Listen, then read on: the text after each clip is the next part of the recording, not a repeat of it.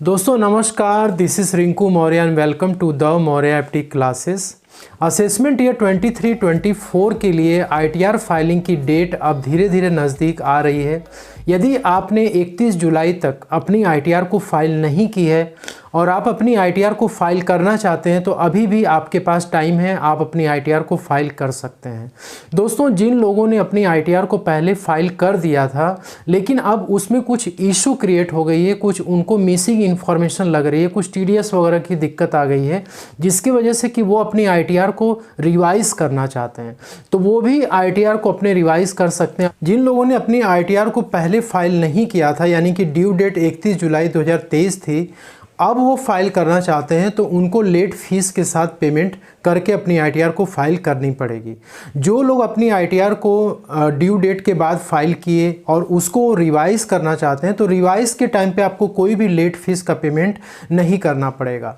तो जो आईटीआर आप ड्यू डेट के बाद फाइल करेंगे वो आपकी आईटीआर बिलेटेड आईटीआर मानी जाएगी। सेक्शन 139(4) में आपको वो आईटीआर फाइल करनी होगी और उस आईटीआर फाइलिंग की जो लास्ट डेट है दोस्तों वो है 31 दिसंबर 2023।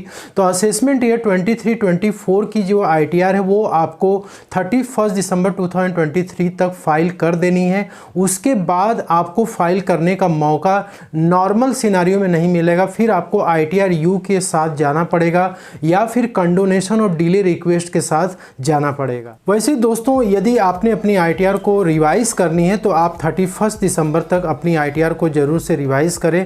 दोनों ही आईटीआर की डेट हमने यहाँ पे मेंशन कर दी है। रिवाइज आईटीआर की डेट 31 दिसंबर 2023 है और बिलेटेड आईटीआर की जो डेट है वो 31 दिसंबर 2023 है। ड्यू डेट के बाद यदि आप अपनी आईटीआर को फाइल करते हैं तो आपको लेट फीस के साथ पेमेंट करना होता है।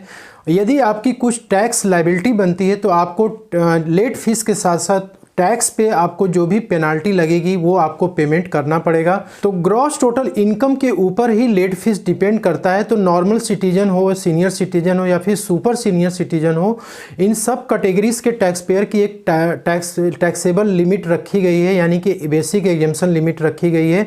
तो यहाँ पे नॉर्मल सिटीजन केस में 2.5 लाख तक है, सीनियर सिटीजन केस में 3 लाख तक है और सुपर सीनियर सिटीजन केस में 5 लाख तक है। तो यदि आपकी इनकम इसके नीचे है और आप अपनी आईटीआर को फाइल करना चाहते हैं, वो भी बिलेटेड आईटीआर, तो ऐसे केस में आपका जो लेट फीस होगा वो 0 होगा। इसके बाद यदि आप का टैक्सेबल इनकम जो है more than the basic exemption limit, यानी कि ये जो लिमिट फिक्स की गई है, यदि इससे ऊपर यदि आपका इनकम निकल जाता है तो ऐसे केस में आपको 1000 रुपये का पेमेंट करना पड़ेगा। वैसे यदि आपकी जो टैक्सेबल इनकम है वो 5 लाख के ऊपर यदि चली जाती है तो उस केस में 5000 रुपीज़ का लेट फीस लगेगा। तो यहाँ पे 5000 रुपीज़ का आपका लेट फीस होगा और साथ में जो भी आपका टैक्स जो है बनेगा, क्योंकि 5 लाख के ऊपर आपका 1 रुपया भी यदि चला जाएगा तो आप 2.5 लाख से 5 लाख वाले स्लैब में आ जाएंगे और वहाँ पे आपका टैक्स जो बनता है 12,500, वो 12,500 रुपये आपका टैक्सेबल अमाउंट हो जाएगा। तो इसलिए 5 लाख के ऊपर यदि आपका इनकम चला जाता है तो 5,000 रुपये की लेट फीस के साथ साथ आपका जो भी टैक्स बना है तो section 234A, section 234B, section 234C में आपको इंटरेस्ट पे करना पड़ेगा टैक्स अमाउंट पे, जो कि 1% पर मंथ के हिसाब से लगाया जाएगा और लेट फीस के अलावा ये इंटरेस्ट आपसे चार्ज किया जाएगा। इसके अलावा यदि आप जो है ड्यू डेट के बाद अपनी आईटीआर को फाइल करते हैं और आपका कोई रिफंड वगैरह पहले से क्रेडिट हो चुका है, 26AS में आपका रिफंड रिफ्लेक्ट कर रहा है, तो उस केस में आपकी जो भी टैक्स लायबिलिटी या लेट फीस वगैरह जो आ रही है वो आपकी एडजस्ट हो जाएगी। वहाँ पे कोई भी चालान के थ्रू आपको पेमेंट नहीं करना पड़ेगा टैक्स का अमाउंट। यदि आपका रिफंड ज़्यादा है और आपका टैक्स कम है तब तो आपका पूरा एडजस्टमेंट हो जाएगा, जो भी आपका अमाउंट होगा आपको रिफ़ंड हो जाएगा। लेकिन आपका रिफ़ंड यदि कम है और आपका टैक्स अमाउंट ज़्यादा है और उसमें लेट फीस इंटरेस्ट वगैरह जुड़ने की वजह से टैक्स ज़्यादा हो चुका है तो ऐसे केस में आपको चालान के थ्रू पेमेंट सबसे पहले करना पड़ेगा, देन आपको अपनी आईटीआर को फाइल करनी पड़ेगी। यदि आप पेमेंट किए बिना यदि अपनी आईटीआर को आप फाइल कर देते हैं तो आपका आईटीआर डिफेक्टिव मोड में चला जाता है सेक्शन 139(9) में। यदि आप अपनी आईटीआर को ड्यू डेट के बाद यदि फाइल करते हैं तो आपका जो भी लॉसेस है, चाहे बिजनेस में हो, प्रोफेशन में हो या फिर कोई भी लॉस आपका है, कैपिटल लॉस हो चुका है, शेयर मार्केट म्यूचुअल फंड से आपको लॉस हो रखा है, तो उस लॉस को आप कैरी फॉरवर्ड करके नहीं ले जा सकते। सिर्फ और सिर्फ यदि आपका हाउस प्रॉपर्टी से यदि कोई लॉस यदि हो रखा है, आप किराए पे मकान चलाते हैं और उसमें आपको लॉस हो रखा है because of interest on loan, तो ऐसे केस में उस लॉस को आप कैरी फॉरवर्ड करके ले जा सकते हैं। और दूसरा ये होता है डिसएडवांटेज कि आपका जो भी इनकम टैक्स रिफंड बनता है, जब वो लेट यदि वो रिफंड यदि लेट आपको इशू किया जाता है तो उसमें आपको 0.5% का इंटरेस्ट जो है पे किया जाता है।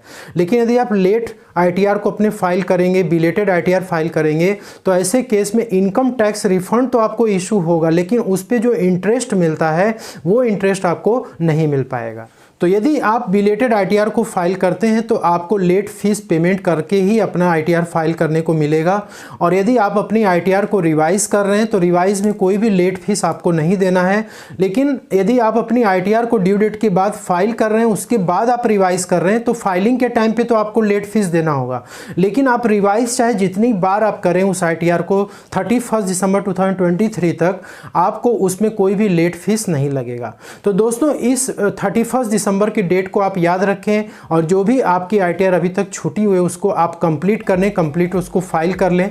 उसके बाद फिर आपको दो ही ऑप्शन बचते हैं, या तो आप आईटीआर यू के साथ जाएंगे और या तो फिर आपको कंडोनेशन ऑफ डिले रिक्वेस्ट के साथ जाना पड़ेगा।